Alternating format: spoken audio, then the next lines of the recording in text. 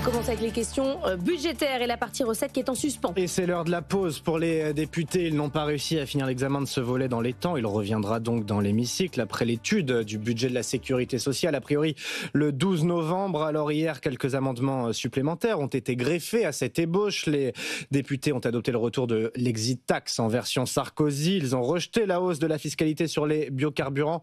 Et puis ils ont largement réévalué le pacte Dutreil, Hugo Babet. C'est la dernière recette importante du budget. Le pacte Dutreil, c'est la 4e niche fiscale la plus coûteuse, avec un manque à gagner pour l'État estimé à 4 milliards d'euros par an.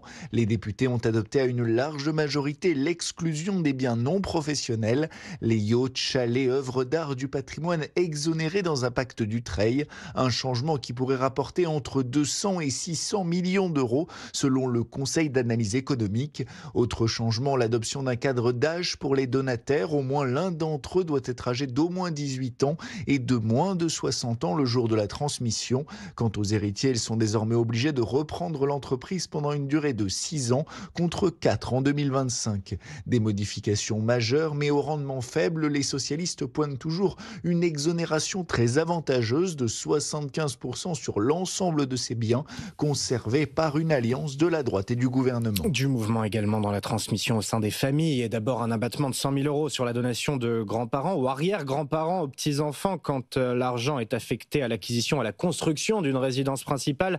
Et puis défiscalisation de la donation du vivant de l'assurance vie des parents vers les enfants quand les parents ont plus de 70 ans, dans la limite de 152 500 euros. Et seulement en 2026, un ensemble dénoncé hier soir par la ministre des Comptes publics, Amélie de Montchalin.